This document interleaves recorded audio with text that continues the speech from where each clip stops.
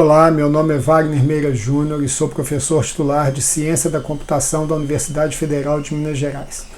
Sou também um dos coautores do livro Data Mining and Machine Learning, Fundamental Concepts and Algorithms. Hoje nós vamos falar aqui sobre a avaliação de padrões frequentes e de regras de associação geradas a partir desses padrões.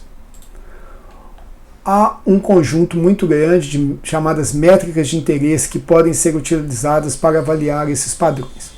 Notem que é fundamental esse processo de avaliação, tendo em vista o volume de informações que em geral é gerada por um desses algoritmos e como que nós podemos, de uma certa forma, avaliar se a informação que está sendo gerada ela é útil.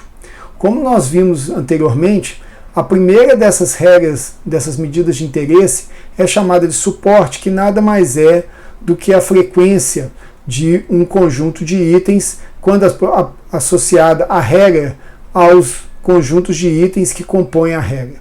Esse suporte ele pode ser trabalhado de forma relativizada, simplesmente dividindo pelo tamanho da base de dados que foi minerada, e associada a cada regra nós temos também a confiança, que é a probabilidade condicional de que o consequente ocorra, dado que ele contém o antecedente.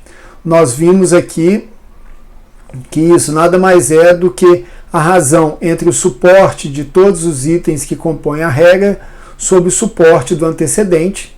Os valores de confiança são sempre entre 0 e 1. Por quê? Porque essa razão, o suporte de todos os itens que compõem a regra, ele nunca vai ser maior que o suporte do antecedente. Aqui nós podemos introduzir um exemplo que vai ser utilizado ao longo deste capítulo, que é a base de dados que utilizamos lá nos capítulos 8 e 9.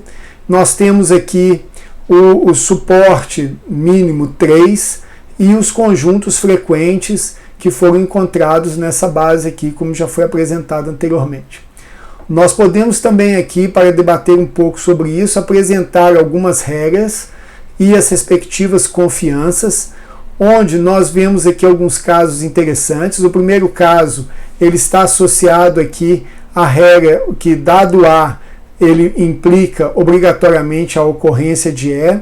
Como nós vamos ver, essas regras são regras de confiança 100%, são chamadas regras triviais. Por quê? Porque elas têm uma associação total entre o antecedente e o consequente. Ou seja, toda vez que o A ocorre, o E também ocorre.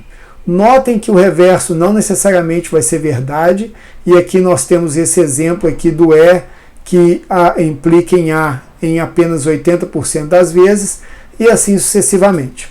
A confiança é uma medida de interesse que nunca deve ser considerada de forma isolada. Por quê? Porque você tem que entender qual é o impacto da confiança no suporte dos componentes. Quando nós olhamos, por exemplo, a regra E implica em BC, nós temos aqui uma confiança de 60%. O problema nesse caso é que, mesmo que essa confiança for interessante para nós, nós temos que a probabilidade de BC, independente do conhecimento associado a E, ela é de 67%. Ou seja, até certo ponto, a ocorrência de E, ela reduz a nossa probabilidade a priori de reconhecer BC. Ela tem algum efeito que atrapalha o reconhecimento de BC e da sua importância no âmbito da base de dados. Então, quando nós olhamos a confiança, entre outras medidas de interesse, nós devemos considerar também o suporte. Mas vamos prosseguir. Há várias outras medidas de avaliação de regras que são interessantes para que nós possamos, de alguma maneira, priorizar a nossa análise e priorizar o nosso entendimento daqueles dados. 3 exemplos dessas regras são o lift, o leverage e o Jacquard. O lift, ele é definido como a razão entre a probabilidade observada conjugada e a probabilidade esperada da regra. O que isso quer dizer? Que nós vamos dividir qual é a probabilidade do antecedente e do consequente ocorrerem numa transação pelo produto das probabilidades individuais do antecedente e do consequente. Notem que quando nós realizamos esse produto aqui, nós temos, se x e y forem eventos independentes, nós temos a expectativa de xy. E aí, nesse caso, nós temos alguns cenários dependendo da relação entre esse produto e o que efetivamente ocorre na base de dados, e que nós vamos discutir logo à frente. Em particular, se o lift ele é próximo de 1, significa que essa correlação encontrada ela é muito próxima do que a própria probabilidade original dos itens nos daria. Se ela é muito maior do que 1, nós temos aqui uma correlação positiva que pode ser surpreendente, e é algo que deve ser avaliado, assim como valores muito menores do que 1, que representam alguma correlação negativa. O leverage, ele complementa o lift no sentido de que ele não é uma medida relativa, mas ele é uma medida absoluta com a mesma lógica.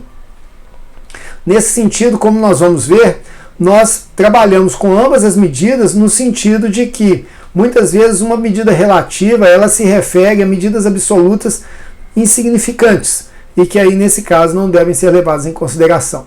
Finalmente, o Jacquard ele trabalha com a similaridade, né, entre dois conjuntos, e ele pode ser enunciado simplesmente como a interseção sobre a união.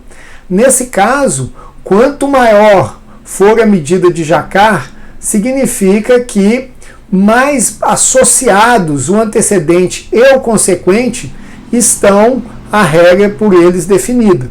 Ou seja, há menos exemplos tanto do antecedente quanto do consequente que não contenham ambos os lados da regra. Alguns exemplos aqui de utilização. O primeiro exemplo é exatamente, nós pegamos algumas regras aqui daquela base de dados que mencionamos, onde nós temos lifts menores do que 1, iguais a 1 e maiores do que 1. Como foi mencionado aqui, nesse caso, nós temos uma certa decepção, ou seja, nós temos que entender por que a ocorrência de AE inibe a ocorrência de BC. Nesse caso, nós temos algo que ele não traz uma informação nova e interessante. Por quê? Porque a regra ela corresponde à expectativa gerada pelos seus constituintes, e nesse caso nós temos um lift acima de 1, significando que esses itens estão juntos mais do que nós esperaríamos a priori, e portanto nós temos que entender por que essa intensidade. Na sequência nós avaliamos aqui aquele compromisso entre lift e leverage, onde nós mostramos que para os mesmos valores de lift, nós podemos ter significativamente diferentes valores de leverage. Ou seja, embora a primeira regra ela tenha um lift igual ao da última regra, o leverage aqui é 1/4. E nós devemos levar isso em consideração no sentido de avaliar a relevância da regra no âmbito dos dados que estamos trabalhando. Aqui nós acrescentamos mais algumas avaliações, também trazendo o Jacquard para a discussão. Então, aqui nós discutimos a necessidade de olhar o lift juntamente com a confiança, tá? No sentido de que temos vários casos que são pontos de atenção. No primeiro caso, nós temos uma regra bastante fraca que possui um lift alto, e igualmente alto de uma regra que é bem mais significativa do ponto de vista de confiança. Então não basta olhar apenas o lift, não basta olhar apenas a confiança. O último caso aqui, ele traz uma regra que, como tendo um lift igual a 1, ela se refere a eventos que são independentes e que, embora ela tenha tanto uma confiança quanto um suporte alto, ela não traz informação interessante para a nossa discussão. Finalmente, nós vemos aqui um contraste entre lift e Jacquard, que trazem informações que são semelhantes. O Jacquard ele tem a virtude de ser delimitado no intervalo entre 0 e 1, e que ele mostra o quanto que aqueles elementos, né, que compõem a regra, eles possuem uma relação forte entre si. Um segundo grupo de métricas, ou segunda visão de métricas, pode ser obtida a partir da tabela de contingência, que traz uma discussão que nós vimos anteriormente dos itens 7 generalizados. Então a tabela de contingência, nesse caso, ela traz não só as ocorrências positivas dos itens, mas também a não ocorrência dos itens 7 aqui.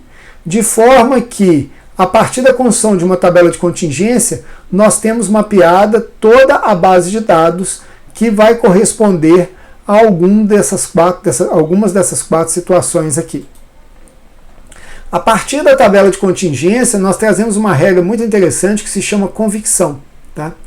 Então, definindo not x como um evento em que x não ocorre numa transação, nós também definimos o not de y.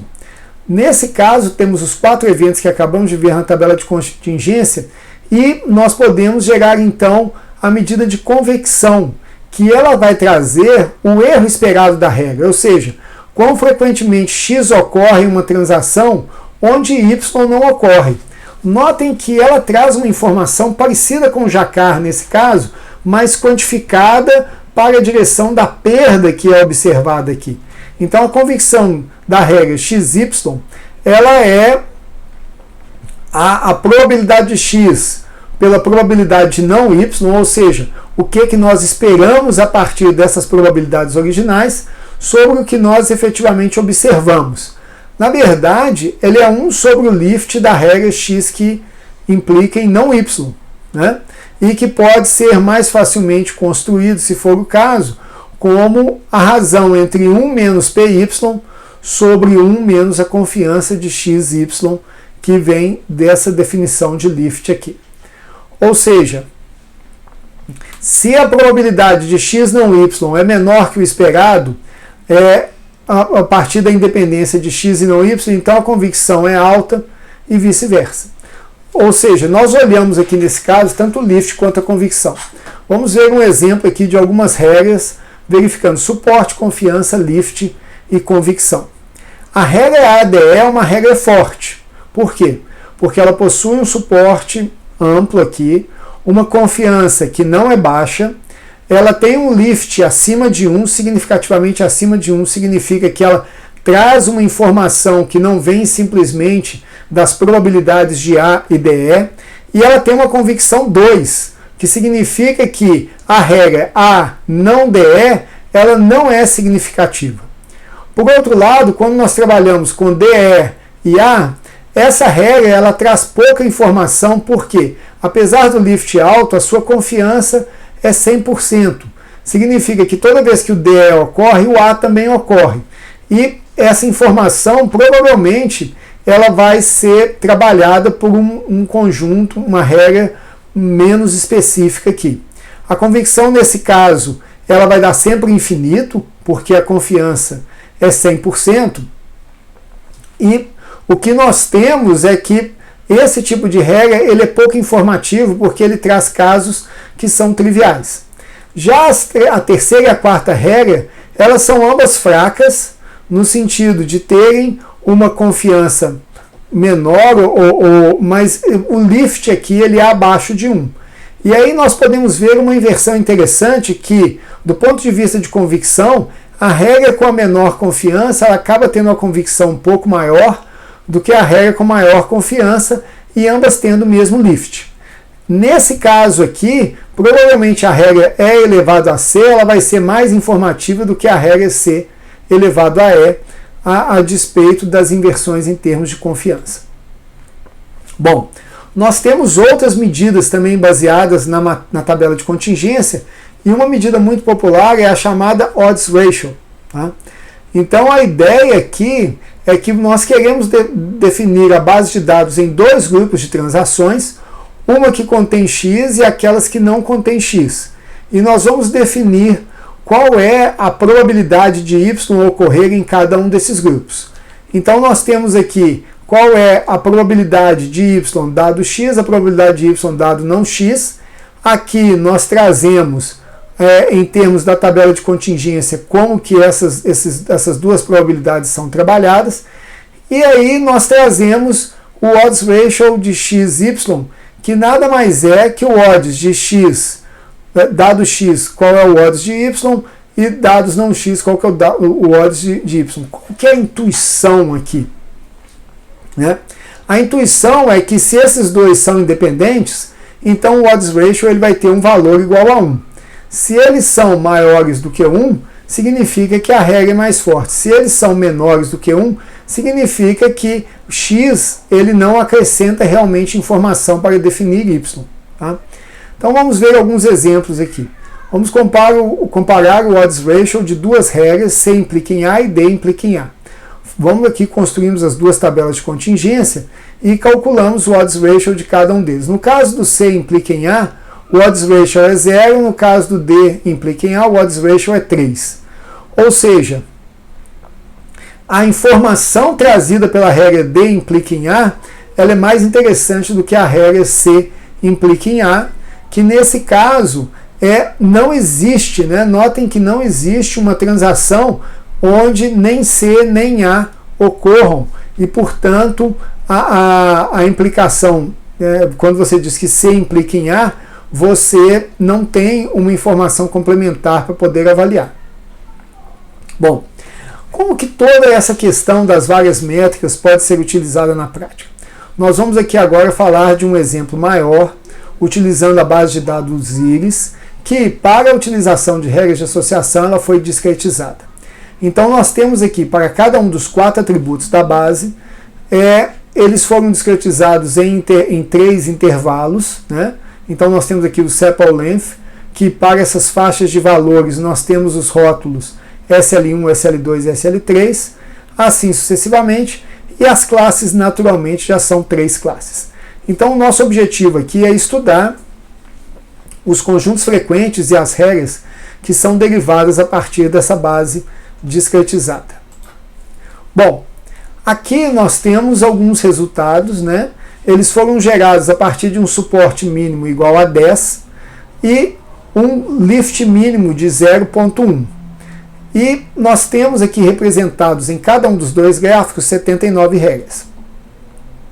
No gráfico à esquerda nós temos um gráfico de suporte e confiança, onde nós vemos essa reta aqui é tradicional, né, essa fronteira aqui é tradicional, e ela é oriunda exatamente da dependência que a confiança tem em relação ao suporte.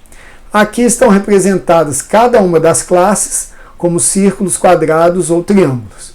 Aqui neste outro gráfico nós temos o lift e a convicção. Notem que é um formato bem diferente. A notação em termos das classes é exatamente a mesma.